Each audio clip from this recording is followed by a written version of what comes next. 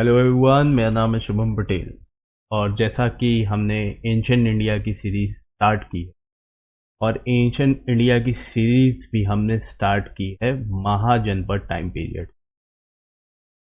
जैसा कि हमारा रूल है कि हम किसी भी टाइम पीरियड को स्टार्ट करते हैं उसके सोर्स बता के, तो वैसे ही हम लोग यहाँ पे भी कर रहे हैं। पहला वीडियो भी हमारा सोर्सेस पे था, और आज हम इसको फर्दर आगे बढ़ाएंगे और नेक्स्ट सोर्स की तरफ अपने जाएंगे। तो नेक्स्ट सोर्स हमारा, जैसा कि हमने पिछले वीडियो में बताया था, वो थे Panini, the great grammarian Panini. The great Panini. वैसे तो इनके बारे में हिस्टोरियन की नॉलेज बहुत लिमिटेड है, लेकिन जितनी भी है उतने से भी एक महान पर्सनैलिटी, एक महान टीचर साबित होते हैं ये।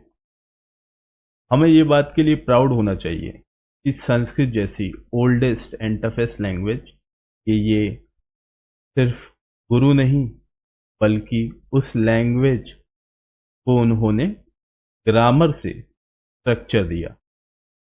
और इनकी कहानी से इतिहास के उस समय में वापस झांक कर हम सब देख सकते हैं कि ये हमारा देश क्यों लैंड ऑफ नॉलेज था, और क्यों हमें विश्व गुरु कहा जाता था।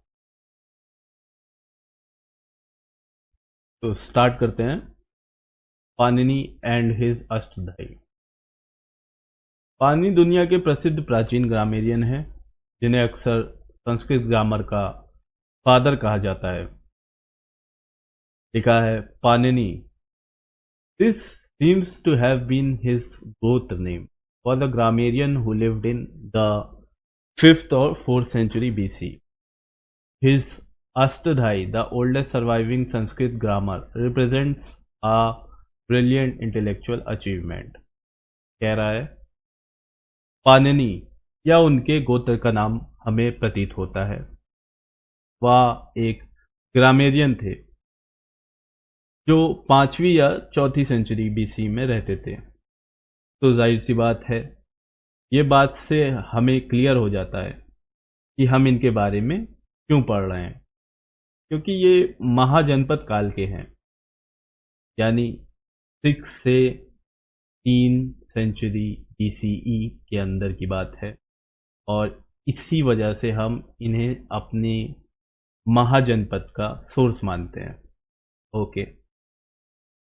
और इनके किए गए लिटरेरी वर्क्स, यानी इनके द्वारा लिखी गई किताब में उस समय की झलक होगी, ऐसा हम सोचते हैं और ऐसा हम पाते भी हैं, जिसको हम महाजनपद काल के लिए एज अ सोर्स ले सकते हैं।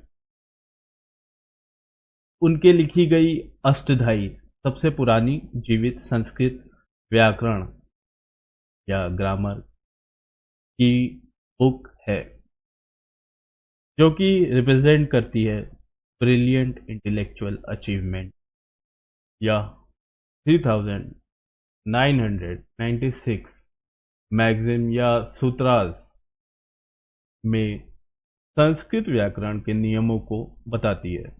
इसमें short, highly compressed and condensed statement हैं, जो कि क्लैरिटी के साथ ब्रीफली एंड कॉम्प्रिहेंसिवली कवर्ड है। पाणिनि ने संस्कृत के व्याकरण नियमों को अच्छी तरह समझकर बताया है, जैसा कि उस समय की संस्कृत भाषा थी। उनकी किताब संस्कृत भाषा और साहित्य, यानी लैंग्वेज एंड लिटरेचर के इतिहास में एक लैंडमार्क जैसी बन गई, जो वैदिक संस्कृत से क्लासिक संस्कृत में परिवर्तन का प्रतीक है। पाणिनि से भी पहले के संस्कृत ग्रामेरियन रहे होंगे, पर ग्रामर के अपने स्कूल को बनाकर। और ये वो वाला स्कूल नहीं है जैसा आप समझ रहे हैं, फिजिकल बिल्डिंग वाला। ये उस स्कूल की बात नहीं हो रही है। यहाँ स्कूल थॉट एंड आइडिया वाला है, और उस स्कूल ऑफ थॉट को उस समय के मेजॉरिटी स्कॉलर्स ने स्वीकार किया और फॉलो किया। पाणिनि के सामने उनके समकालीन ग्रामेरियन ऐसे छुप गए जैसे मानो कि उनके काम पर ग्रहण लग गया हो। पाणिनि का व्याकरण काफी हद तक मौखिक निर्देश के माध्यम से सदियों से शिक्षकों से छात्रों तक पहुंचाया गया। इसके बाद okay, Pani was the precursor of other Sanskrit grammarians such as Katyayan 4th century BC and Patanjali 2nd century BC. Both acknowledged their respect for him by giving him the honorific Bhagwan. Okay, तो यहाँ कह रहा है कि पाणिनि अन्य Sanskrit grammarian जो बाद में आए, जैसे कि कात्यायन जो कि 4th सेंचुरी बीसी के थे, और पतंजलि जो 2nd सेंचुरी बीसी के थे, इनके लिए प्रीकर्सर या अग्रदूत थे। दोनों इन्हें सम्मान देकर उनके प्रति अपना आदर भाव प्रकट करते थे। सम्मान के लिए इन लोग शब्द देखिए क्या चूज कर रहे हैं, भगवान, यानी बहुत ही ज़्यादा आदर का भाव था कात्यायन और पतंजलि के मन में पाणिनि जी के लिए। ओके, आगे, Patanjali describes Panini as a great teacher and the Ashtadhyayi as a vast ocean of learning महत शास्त्र उगा। He states that students had become careless and indifferent towards the study of grammar, and the Panini wrote in order to change this attitude. His work is said to have become very popular among young students. Some scholars suggest that Panini was also a poet, but the evidence for this is conclusive. कह रहा है, great Patanjali ने पाणिनि को एक महान शिक्षक और अष्टधाई को एक विशाल महासागर के रूप में बताया है।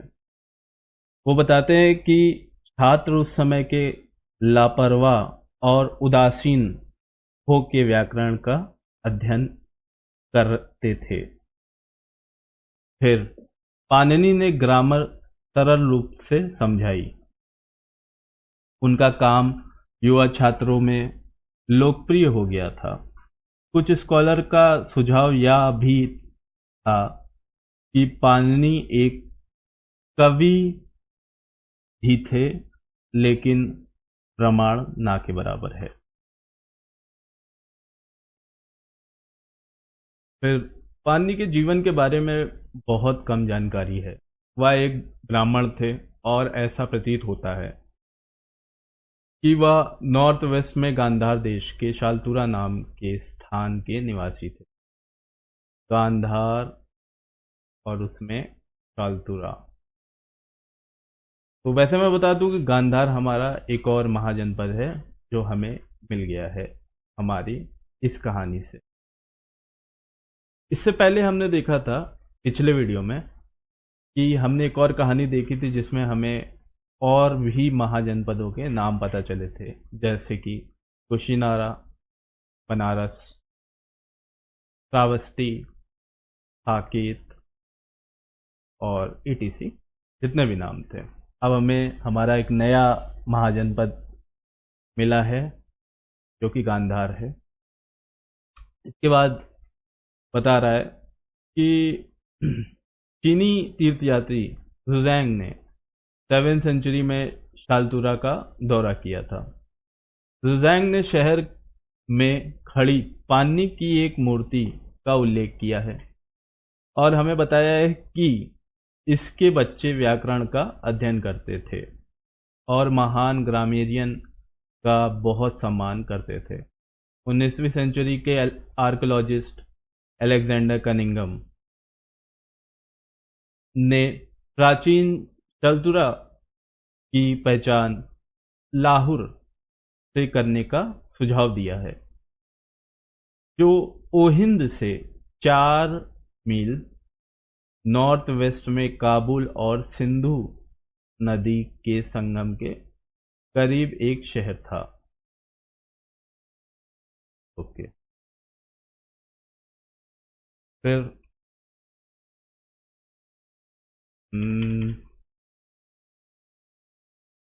ओके,